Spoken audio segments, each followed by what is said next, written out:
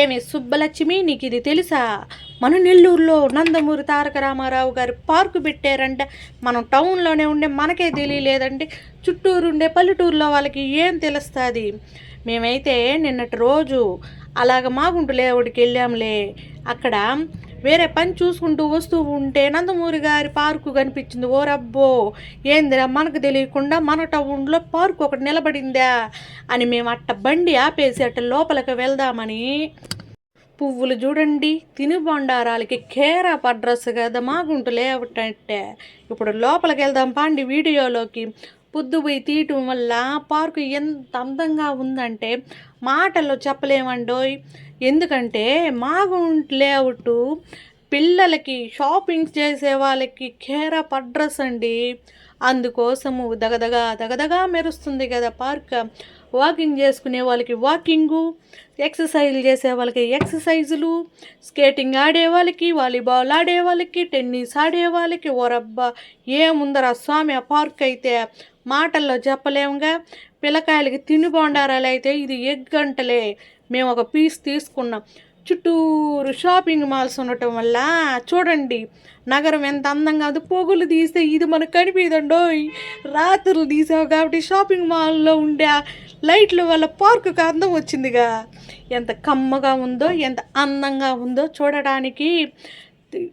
AC గదుల్లో ఉడికెక్కిపోయిన పిల్లకాయలకి నలుగురు మనుషులను చూసి చూసి చూసి ఇసుకెత్తుకుపోయి తోమినంటులు తోమి తోమి వండిన గెరిట్లు తిప్పి తిప్పి ఇసుకెక్కిన వాళ్ళకి సాయంత్రం పూట నగరవాసులు అలా వచ్చి ఈ పార్కులో వాలిపోయారంటే ఎంత ప్రశాంతం.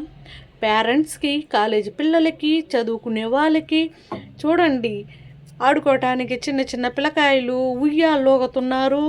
పైకి జారుతుందా పిల్ల చూడు, ఎంత అందంగా ఉందో. ఈ పిల్ల చూడు ఎట తిరిగేస్తుందో.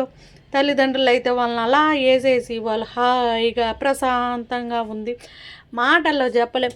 మాగుంటు లేఅవుట్ షాపింగ్ కేరా అడ్రస్ అవుతుంది కదా. సాయంత్రం పూట షాపింగ్లు చేసుకొని అందరూ వచ్చి ఏడవాలిపోతున్నారు రెక్కల్లాగా.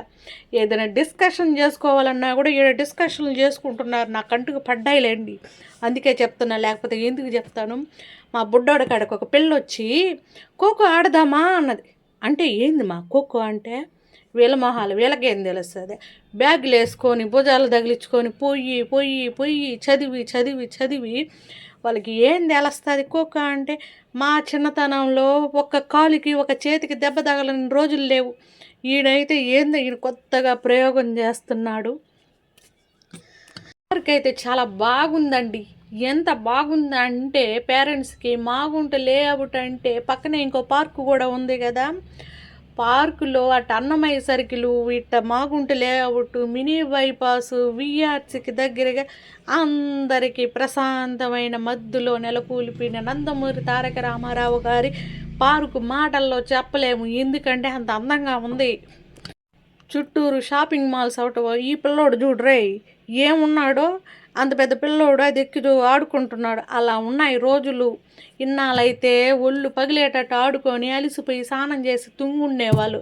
ఇప్పుడు ఫోన్లు చూసి చూసి తల పిచ్చెక్కేసి వాళ్ళకి కళ్ళు కనిపించక సాయంకాలానికి జుట్టు ఊడిపోతుందని పట్టుకోవటం తప్ప ఇలాంటి ఆటలు ఎప్పుడైనా ఆడి ఎరుగుతారా చూడండి. ఇప్పుడు ఓవర్ వెయిట్లు వస్తున్నారంటే ఏంటంటే పొద్దున్న లేస్తే సాయంకాలం పడుకోవాలి. మధ్యలో ఎన్నిసార్లు తుంకుంటున్నాము. పని భారం అయితే చిన్న చితకుంటుంది. ఆ పిల్లలతో చెప్పండి. అది ఒక సమ్మర్ అవ్వటం వల్ల వీళ్ళని తీసుకొని ఆ పార్కులో వేసి పేరెంట్స్ అయితే ఎంత ప్రశాంతంగా ఉందంటే చెప్పలేం. ఇంట్లో ఇద్దరు పిల్లలు ఉన్నారంటే జుట్లు పట్టుకొని కొట్టుకుంటారుగా. చూడండి మా నెల్లూరు ఎంత అందంగా ఉందో.